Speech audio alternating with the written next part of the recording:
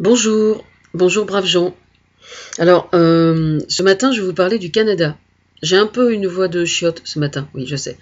Il va falloir faire avec, c'est la voix du matin.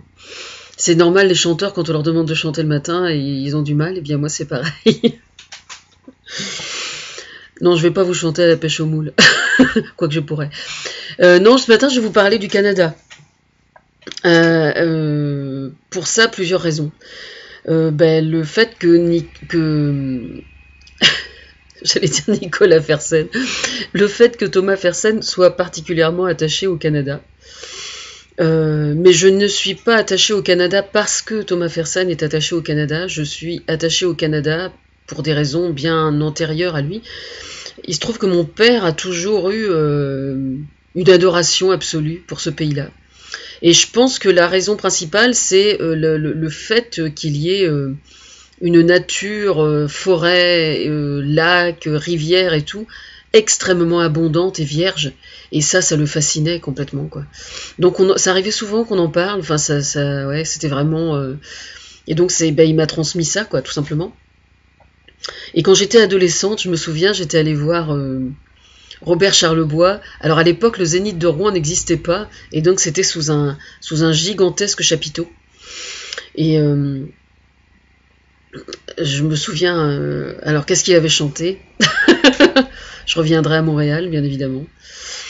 Je suis un gars ben ordinaire. Alors ça, c'est une chanson extraordinaire parce que c'est une chanson qui en dit bien long sur la condition d'artiste. Et notamment sur les raisons profondes qui font qu'un artiste devient artiste. Pourquoi son psychisme met en route le processus de création et tout ça. Et donc, voilà. Enfin, ceci dit, quelqu'un au moment où il a écrit « Je suis un gars ben ordinaire », à mon avis, il aurait clenché la porte du psy en même temps que d'écrire.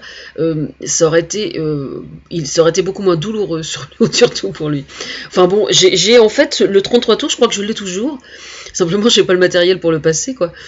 Alors, je rigole parce qu'évidemment, Thomas, tous les matins, sait que je file, je jette un œil sur Deezer et il y a un remix qui a été fait de...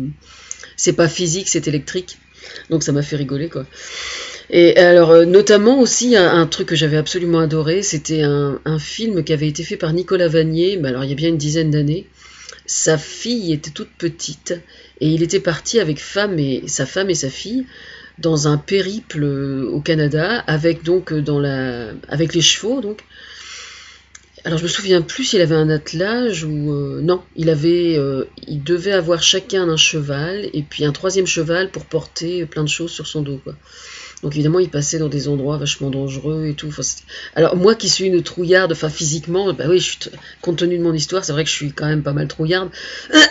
Et donc le fait de les sentir comme ça, toute la petite famille confrontée aux éléments à ce point-là. Donc il avait pris hache, enfin tout ce qu'il fallait, quoi. Donc il a construit sa cabane. Je me souviens plus du nom du film, mais c'était juste extraordinaire. Et alors je me souviens parce que j'en avais parlé à mon père et mon père en fait était extrêmement frustré évidemment de pas pouvoir de ne jamais s'être permis ce genre de choses. Donc dès l'instant qu'il avait que je lui parlais de choses comme ça, je lui dis mais si il l'a fait vraiment, et il me disait mais non, mais c'est du cinéma, c'est pour faire le film, quoi. Enfin t'es quand même pas assez naïf pour penser qu'il l'a fait, etc. Il supportait pas, quoi. Mais c'était toujours comme ça, hein. C'est-à-dire qu'en fait on se bouffait le nez sur des choses qu'on aimait tous les deux, quoi. Tout simplement. Mais quand il voyait un reportage sur l'Amérique du Sud et des enfants de 5 ou 10 ans qui étaient exploités dans les mines et tout, il me disait non, mais c'était pour faire du reportage, c'est pas la réalité, c'est pas comme ça dans la réalité. C'est fou quand même, hein. Enfin bon, bref. Donc on se bouffait le nez souvent, ouais. Mais bon, comme tous les gens qui s'aiment, on se bouffe le nez, quoi. C'est normal. Mais bon, enfin, toujours est-il que donc, oui, j'ai une relation. Alors il y a une autre raison aussi, c'est que ce qui doit pas être un hasard, c'est que l'accent canadien me fait mourir de rire, hein. Je suis désolée, hein. Le jour où je vais y mettre les pieds, j'aurais du mal à pas rigoler. Faut falloir faire avec. Je vois tous les copains Thomas qui vont dire ah, qui vont Satan sort de son corps. Mais bon, c'est vrai que c'est plus fort que moi, ça me fait sourire, quoi. Mais ça me fait pas sourire. Il y a aucune connotation de mépris, hein, dans le fait que ça me fasse sourire. Au contraire, parce que moi les accents, j'adore ça, quoi. En fait, c'est pas ça, c'est que ce qui se passe, c'est que quelqu'un qui a un accent ça me bouleverse en fait. Ça me bouleverse et le fait d'en rire, en fait, c'est une façade qui me permet de cacher l'émotion. C'est ça en fait le principe quoi. Parce que je suis con, tout simplement. mais en fait, ce qui se passe, c'est que il se trouve que l'accent canadien ressemble par beaucoup d'aspects à l'accent cauchois, figurez-vous. Et je suis pas sûre, je suis allée fouiller là sur internet, mais il me semble que chaque année il y a un festival acadien à Dieppe. Et alors j'ai tapé Dieppe évidemment sur le moteur de recherche, j'ai tapé festival acadien à Dieppe, évidemment il n'y avait rien, parce qu'évidemment Thomas s'est arrangé pour qu'il n'y ait rien, évidemment. Mais je suis sûre de ce que je dis. Et en fait ce qui se passe, c'est qu'il y a une communauté de Normands qui sont partis au Canada et qui se sont installés là-bas, quoi, définitivement. Et donc ce sont les aïeuls de ceux qui sont partis en Acadie, qui sont à Dieppe, donc ont gardé un lien avec ceux de Dieppe, qui ont formé un festival. Donc évidemment, le fait que je le dise dans la vidéo maintenant, comme par hasard, tout va se débloquer, évidemment.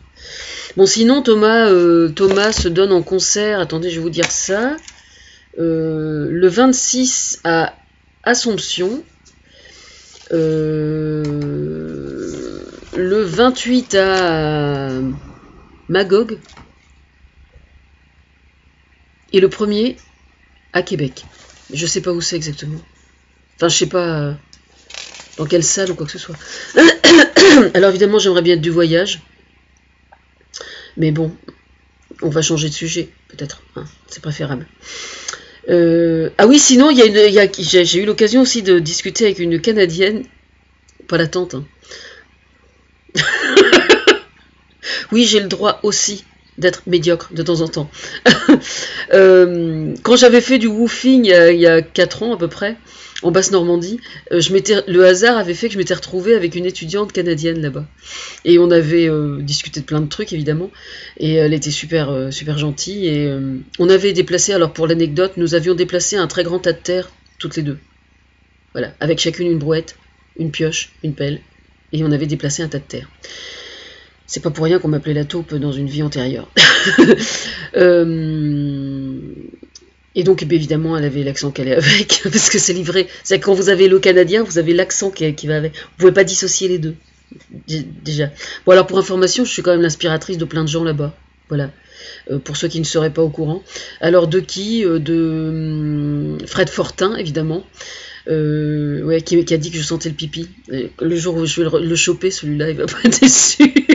Il va pas être déçu. C'est moi aussi. Chanson moi ici. Et puis de Isabelle Boulay, enfin plein de gens là-bas. Je connais, enfin que je connais, mais j'ai pas pu tout décortiquer parce que comme je suis l'aspiratrice de plein de monde, je passe à côté de plein de trucs quoi. Voilà. Ah si, il y a une petite chanteuse, une petite jeune là, dont j'ai oublié le nom. Je le mettrai dans le commentaire, je vais la retrouver. Elle est sur mon forum. Guitare sèche. Bon, je le mettrai après la vidéo parce que son nom ne me revient pas, je suis désolée. Enfin oui, avec la Canadienne, en woofing, là on avait beaucoup rigolé au sujet du sirop d'érable. Elle me parlait du sirop de poteau.